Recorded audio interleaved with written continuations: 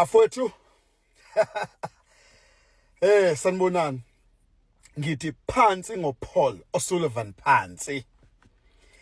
phansi ngoPaul O'Sullivan phansi kuze kube nidlala lomdlwembe wekhehla nempandla kuze kube nidlala iforeigner leli nguPaul O'Sullivan wabafowethu phela uPaul O'Sullivan uyiforeigner bathi unobuzo obu3 so uyiforeigner ke la eSouth Africa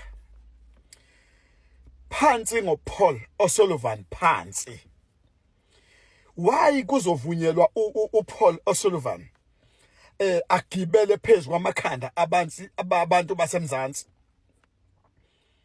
okusho ukuthi thina abantu basemzansi siyinto nje elula kanjalo ukuthi kungavele kusuke noma uba avela agibele ekhanda lethu achame asuze enze yonke into afuna ukuyenza phansi ngoPaul O'Sullivan phansi asizukuvumela ukuthi kufika umuntu ezodelela ngisho amaphoyisa adelele ogeneral adelele umthetho ubani wathi khona umuntu ongaphezulu komthetho noma mangabe sekuumuntu onebala ethizeni funeke kurecognize kwaziwe lokho ukuthi akekho umuntu ongaphezulu komthetho kube khona umuntu onebala elimhlophe bese ke lokho kucaca ukuthi yena uvumelekile ukuthi abe ngephezulu komthetho uPaul O'Sullivan usendele imessage esendela ugeneral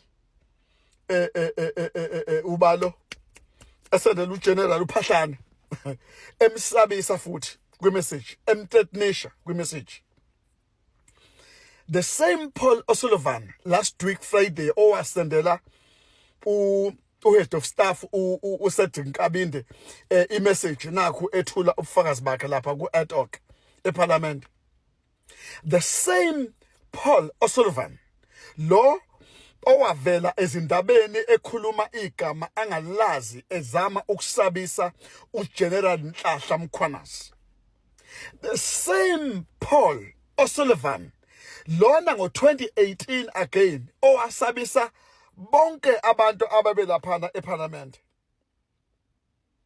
kanti kwenze njani ungubani lo Paul O'Sullivan ongapheki komthetho uwathatha pha amandla mangaka yena uyihandla kabani uyihandle kabani lo Paul O'Sullivan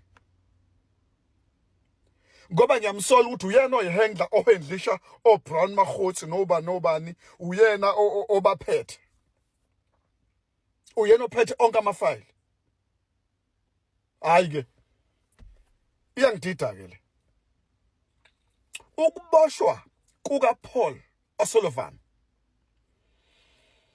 khona lapha kaboshwa khona waboshwa eboshwa ngaphandle kwama-office eAfriforum uma iseboshiwe ngabo lobo busuku lelo ijaji ekuthiwa uLedwaba uJudge Ledwaba wakhipha i-order ukuthi akakhishwe ebusuku kanjani yenza kanjani lento le hayi bafowethu our judge are captured our judge are very captured our judges are very captured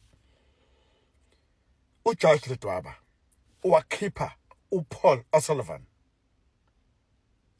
sinking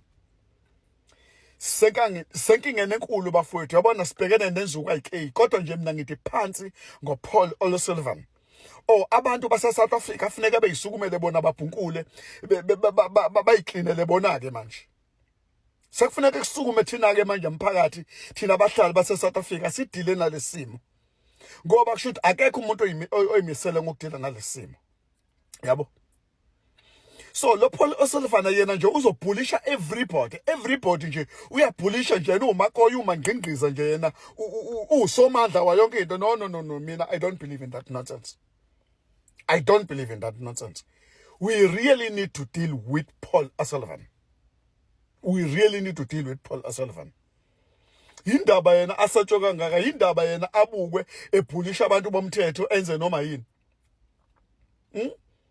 members amaphoyisa avesana nje akhuluma umathanda enze yonke into yes we had ukuthi wathi uNkabinde is a head of everything kwaSAPS emaphoyiseni is a head of everything usenda nje one message babhawe, senda one email babhawe, benze lento eshoyo yena. Ngiyamsola ukuthi uhandlisha umnomzana Cyril Ramaphosa. How come sibe nomuntu onjenga Paul O'Sullivan ezweni lethu? How come? Enye ke into mina engithanda ukungayizwa kahle, nengithanda ukungavumelani nayo njengomhlali wakulelizwe. Ngiyezwa bafethu kuyakhulunywa ngendaba zama-foreigner this, ama-foreigner this, ama-foreigner this. Eyiphi khala ama-foreigner akumapha ama-countries esikhuluma ngawo?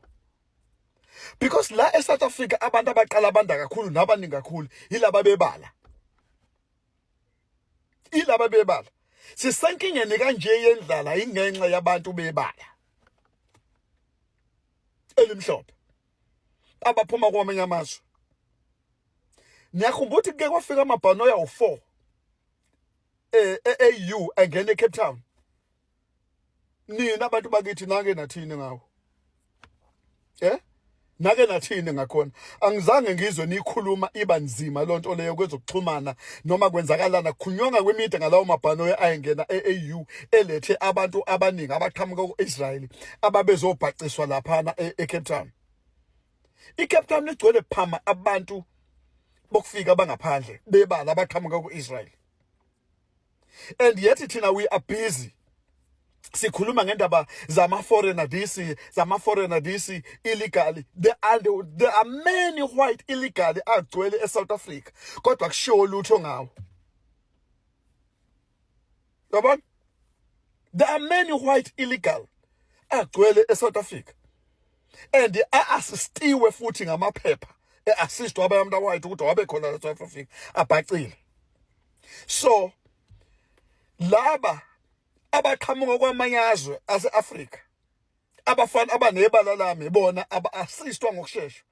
Mina wami uvo lokuthi aba-assistwe abasizwe ongenani asilweleni ukuthi aba-assistwe lapha ka-Home Affairs. UMinister of Home Affairs akasize enze ubulungiso akhiphe amaphepha abantu ukuthi ababe se-South Africa ngokusemthethweni banike